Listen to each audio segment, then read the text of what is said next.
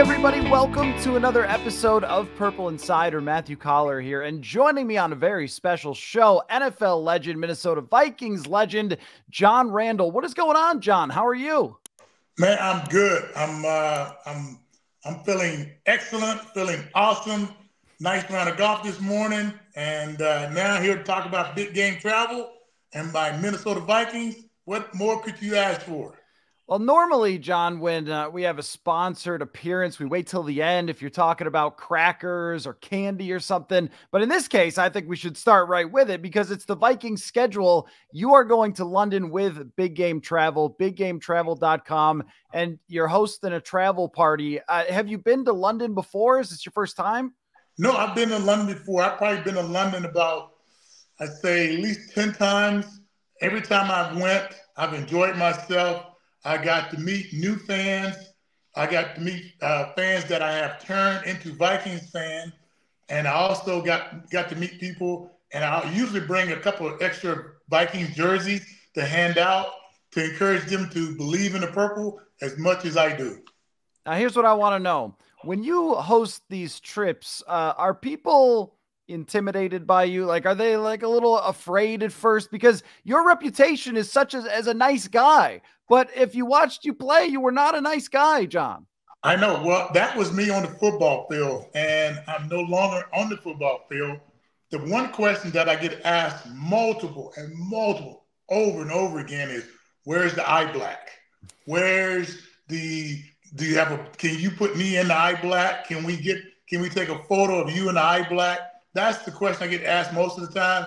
But usually fans are not afraid to come up and ask me questions because I'm pretty down to earth. And before I played, I loved the game as much as the fans do. Now I'm back on that side of being a fan. So I just like being around mostly Vikings fans who appreciate the Vikings as much as I do and to root on our Minnesota Vikings together. What more could you not ask for? Be with John Randle rooting on our Minnesota Vikings and in London. I'm part of Big Game Travel where they bring you in, they fly you, everything is taken care of.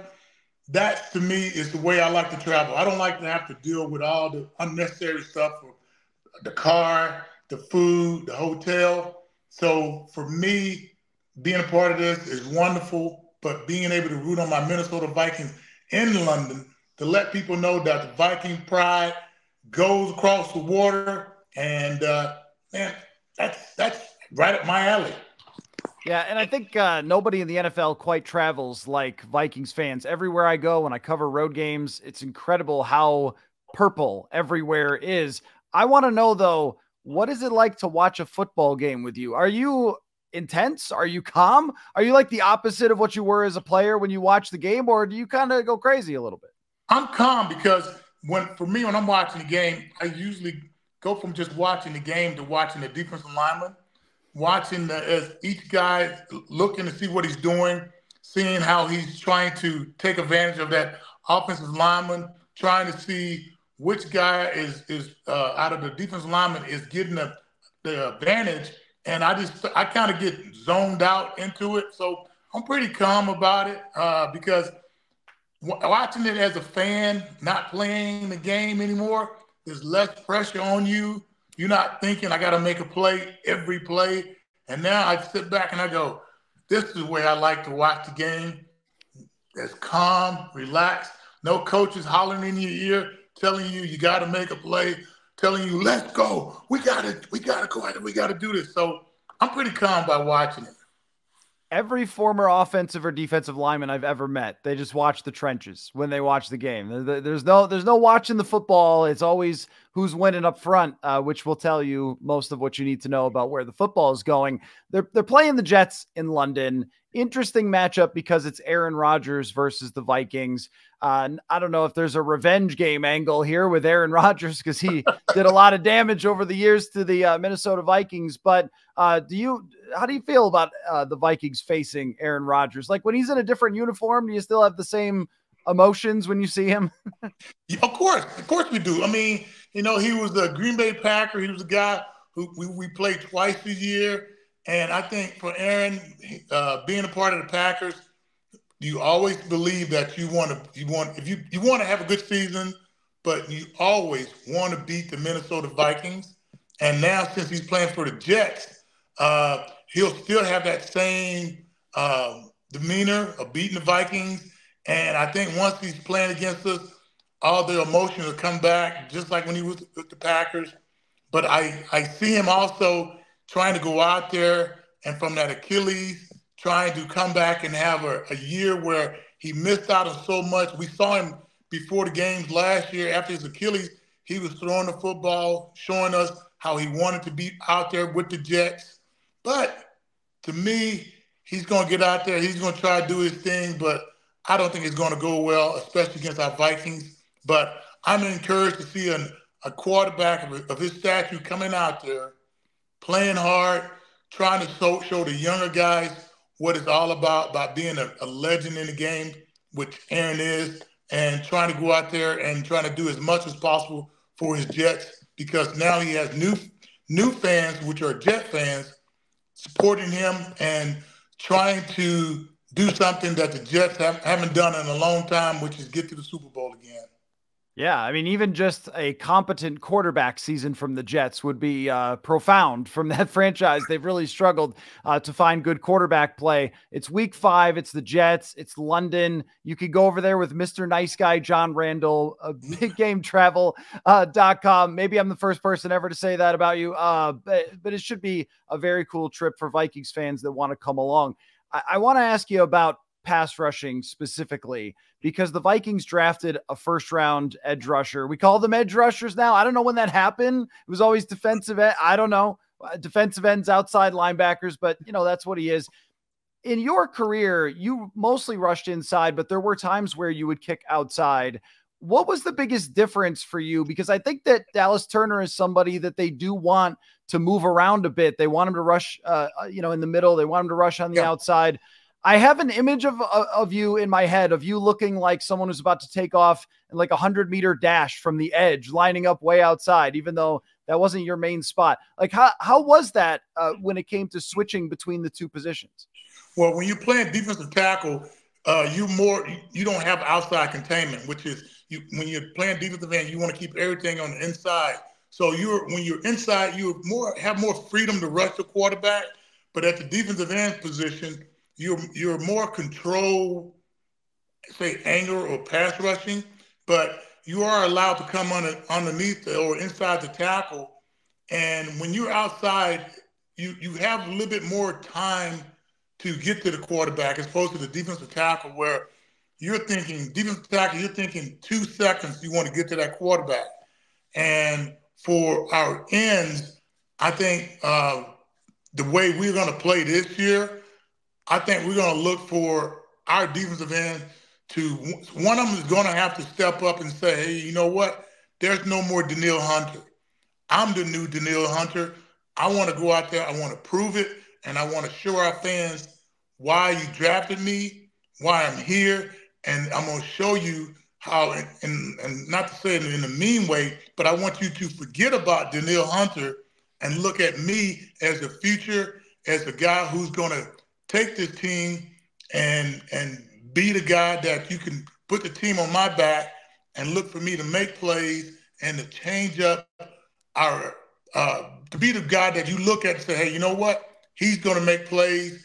He's going to be the guy that we're going to look to say that he's going to be the guy that is going to be we call it putting the crown on your head, putting the crown on and being the guy that we look to lead our defensive line. What does it take to be a great pass rusher? Is it a mentality?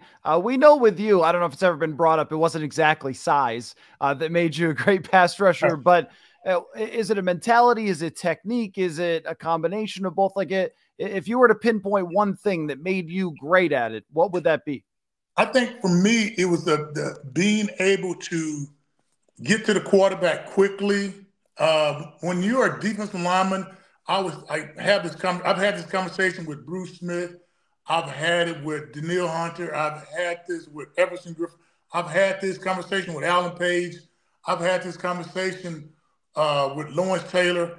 When you're a defensive lineman, a pass rusher, your instincts are, I got to get there now, and doesn't matter if it's third and long or whatever, but you want that quarterback to realize that you are around him. And I used to do that to Peyton Manning, which was I had a knack for when I got close to him, I would touch him. And people say, why are you trying to touch him? Well, I want him to realize that I'm close. I mean, you would breathe on him. You would even just try to just come up to him and like smell him, let him know that you are around him. And so the pass rushers, you feel as if you've got to get there. And if you don't get there, you're not helping your team. And so the defensive lineman is I'd say it's a crazy mentality, but you think in such a way that, man, I got to get there. I need to get there, and I need to do it now. And so the other part about it is hand techniques. When you can take an offensive lineman hands away, knock him down, man, he feels so vulnerable. And so pass rushers, you rely so much on your hands, and you kind of have a calmness when you're going against the offensive lineman because you feel like when you knock his hands off, he's vulnerable, and you can just take advantage of him. And a lot of times, guys from defensive linemen, you watch a lot of film on the guys, so you figure out what he's good at, you figure out what he's bad at, and you try to repeatedly do that to him over and over again to where he's all of a sudden looking at the guard, trying to ask for help from the guard or help from the tight end. And when you realize that you got a guy thinking that way, you get a big grin on your face like it's Christmas time because you're about to open your presents. Well, John, my audience loves inside the game stuff. So I'd love you to take me through if it's 3rd and 10 and you got to use your best move, 4th quarter, you need a pressure, you need a sack. What was your go-to? What was like, I'm going to my best move against this offensive lineman because I got to get there? First thing I would do when the ball was snapped or as the ball was being snapped, you take a hard step to that outside. And when that offensive lineman, either he's going to fire out or he's going to back up or he's going to step out. And usually the offensive linemen were afraid of speed. So you would take that first step outside and you would hit him up in that chest on the inside of his, with your inside hand, pick him up. I call it an old Reggie White move. Hit him inside. And once he falls out, you come underneath and you go right after that quarterback. And a lot of times when you would do that on the first play, and if he was, call it biting, looking for that inside move, then you would step outside, then go inside, then spin back out. So we call it setting him up. And I would set him up on the inside, go back out. But most of the time, my favorite move was going in that A gap because a lot of offensive linemen don't think that you can get inside on them. And I love doing something that they thought was their strong point, was to prevent me from going inside. And when I took it, man, I took it with authority. I took the guard, I took the center with me and put my hands up, reaching out. Even though the ball may have been thrown, I was still trying to reach out and touch him, screaming and hollering and letting him know that I was there. So how would you set up those offensive linemen throughout the game? I mean, it sounds like you would show them a lot of different things and then wait to hit them with something else. Yeah, it just depends on the yardage. If it's something, when offensive lineman, if it's short yardage, he would try to set there. So in practice, I would work my moves. Whatever moves I was going to use in the game, I worked them in practice. But a lot of times from watching film on the offensive lineman, you realize you know what he's going to do. And so if he was always setting short, I would put my hand in his chest. And as soon as he goes to reach out, swim over the top, tap him on the ass, and go around the corner. Yeah, I really think that the underrated part of it is because I think when people think of you, they think of just your quickness and the violence to your game that made you successful. But the preparation and the technique elements just can't be underappreciated, I think, with all the great edge rushers. Who did you like the most? Like when you were studying other rushers and defensive tackles, of course, when you were studying other rushers, was there somebody that you were like, man, wish I could be like that guy, or somebody who you like to try to take their moves? Oh my God. I would take moves from everybody. Back then we had Howie Long, we had Reggie White, we had Keith Millard, and there's numerous guys. But what I would do, whoever my guy played against, I would go back and watch all their game film, figure out what he did good, what he did bad, and what I would do, I would put it in a file, and I would have all things that he did good, he did bad, and I kept this numerous files of offensive linemen, defensive tackle, Reggie. I would study what he did good, what he did bad, and just add it to my repertoire. And it was just things that I would just work on. But watching guys like Howie, Reggie, Keith Millard, I would just say to myself, I wish I was taller. I wish I could stand here with an offensive lineman looking face to face, eye to eye. But I was so short that I'm looking up at these guys, talking to them. But I think in a lot of ways that gave me an advantage because being shorter, I could get my hands underneath them and I could push them over. And a lot of times they didn't realize how strong I was and how much capacity I could take and push them out and come underneath. But like I said, I studied all offensive linemen, but defensive linemen. I studied so many guys, Micah Dean Perry, and just little things I picked up to improve my own game. And I don't think I would have been the player I was if I didn't watch film on the guys who came before me, because NFL defense lineman, it's an exceptional game, but there's so many guys who come into the game who were good at certain little things. A guy named Micah Dean Perry, he was good at the snap of the ball. He could see, I have a conversation with him and I would ask him, what do you see? And he said, I could tell you when the center is going to hike the ball. His hand would get all tight. As soon as the ball would move, I would move. From Howie Long, he could tell you, he could look in the backfield and tell you which way the ball was going. So it's just so many little things that I picked up from guys over the years when I played, and I just kept them, wrote them down, and occasionally would go back and look at it just to make sure that I was honing my skills and that I didn't forget anything in the game.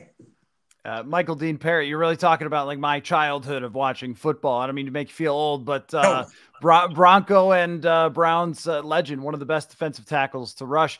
I want to ask you about, so the Vikings are in an interesting spot where they are with their roster. It's a new quarterback and they're trying to build this thing around it. You had the front row seat with the Vikings to build all the way up to that 98 team, one of the best teams of all time. And through the years, it was kind of one piece here, one piece there. It was yourself emerging. It was Chris Carter. It's Jake Reed. And then here comes Robert Smith and here comes Randy Moss. And the pieces kind of came together.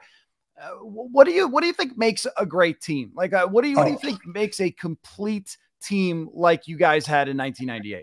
Well, I'll tell you what, the first thing that you got to have is everybody's got to kind of put their egos to the side, because, you got guys come in who feel as if they are, well, we know receivers always like divas. So we had Chris and Randy and Jake Reed. But the thing that we all did, we put our egos to the side. And we said, hey, we're going to go in practice. We're going to have the guys push us by treating it just like a game. So the DBs would cover Chris Carter just like he was in a game. And you couldn't get mad about that they were holding you or whatever. And the same for myself in practice. I had to go against a guy named Randall McDaniel, who's, for the Vikings history, had, at least 18 Pro Bowls. And so going against Randall, you had to have your best stuff. And most times when you're in practice, you don't want to go hard. And I knew going against Randall would make me better. So I had to put my ego to the side, put my Pro Bowls to the side, and play against him or practice against him to my best practice every day, because I said, once if I can go against Randall in practice, the game will be much easier. And that's the way we all looked at it. From Chris, Randy, Jake, Robert Smith, we all put our egos to the side. But the second thing was to go out and practice as hard as you could. Number 3 was always be on time, never be late or anything, because you didn't want the young guys to pick up bad habits. So we always did that. But most of all, at the end of the day, was go out there, play the best you could, but always when you got a chance to make a play because you don't realize what that play could come to. That may be the winning play. That could be the play that changes the momentum of the game. And I think, like I said before, I've had these conversations with many Hall of Famers, and they always said the same thing, even to the point where when you're talking to Hall of Famers, you ask them, hey, if you could go back and play, could you go back? And most of them, majority of them said no, because they left everything on the field. They don't feel as if they could go back and they could do more. Yeah, for sure. And I think that having veteran presence to bring young players along is a really important thing. I think this team does have kind of a good mix of that. Harrison Smith coming back is important for them. When you watch Brian Flores' defense, what do you see? Because I see bodies moving all over the place in ways that I've never seen before. I know you see them blitzing. You see them. They hide the way they hide things when you can't tell if they're blitzing or if they're just playing a regular coverage. And I think for Brian coming here, he changed our defense completely. I think the previous year we were ranked very low in our defense, but it just wasn't his coaching, but his presence and the way he convinced guys that they were better. And a lot of times that's what you need as a defensive player is a coach who believes in you. Even though you may have had a bad previous year, but when a coach comes in and can pick you up and tell you, hey, we can get better. And I think when you talk to Harrison and other guys on the team, they would tell you the same thing, that his mentality, I'd say his cockiness, but this confidence. When you go out there, play like you're Minnesota Vikings football. Play like the history of the Minnesota Vikings. Go out there and destroy everybody because you can, but it's just confidence. And we know when you're playing with confidence, man, that can take you to so many places that you wouldn't believe. You know, there's something about when a coach can identify a player's particular skills. I feel like this really applies to you in your career as well. When you don't look at height, weight, you look at what they can do as opposed to what they can't do. And I feel like Flores just did a tremendous job of that with players like Josh Metellus, players like Ivan Pace, who's 5'10", but yes, you know, that's exactly find a way, right? Yeah, because once again you can measure height and you can measure weight, but you can't measure heart. And a lot of times we know from a lot of guys who weren't drafted high in the draft, those late round guys, those are guys who always say in the back of their mind, all I want is a chance to play. I just want a chance to show what I can do. And a lot of them would tell you that, you know what, I was doubted in high school. I was doubted in college. Now you're doubting me again. But once I get on that field, you're going to see things that are going to make me look like as if I'm 6'6", or I'm running a 4.2 40, or I'm catching every ball that's thrown to me by just giving me a chance. And I think that's the one thing that I can say for myself and that I love about those late round guys is I'm like, there's going to be somebody every year that's going to surprise us. I mean, even if you look at Brock Purdy, here's a guy, Mr. Irrelevant, that you would go, yeah, his chances of making the team, they're not good. But he just didn't make the team. He started on team being a late rounder or the last guy drafted, to saying, once again, the draft doesn't really necessarily know who's going to be a great player. It's not until you get on that field and you get a chance to play. Okay, John, I could pick your brain all day about old 90s players, the team, and everything else. So I'm just going to ask you one more question. Okay. What's it like to sack Brett Favre? Oh, my God. To sack Brett Favre is like going to playing against your high school rival on their field, and you're surrounded by their fans, and their fans are telling you that you're going to lose, that you're not going to get to their golden guy. But when you get to their golden guy and you take him down and you look at their sideline and you have the biggest grin on your face and you go, see, I've done it. But then if you do it again and you see them and they're so mad at you, to me, there's no better thing than to look at them and to say, yes, It's almost as great when you go to Green Bay to play and you beat them on their own field, and it's about 2 minutes left, and you see them walking out of the stadium, and you scream out to them, "Come back. You still got a chance. Just come back." And when they leave, and you know that you won and you beat them, man, there's no better feeling. Your trash talking ability still top notch, John. I really appreciate the time, man. It is biggametravel.com. You can go to London with John Randle, so you can hear more of this. What you just heard, you can spend time with John Randle week 5 against the Jets in London. John, just an absolute pleasure, man, to talk with you. Hopefully I see you around the facility. I know the legends are around, so we can meet in person at some point. But again, a pleasure to have you on. Thanks for taking the time, man. My pleasure. And you definitely will see me around the Viking facility, even at training camp. Let's go, baby. Skol!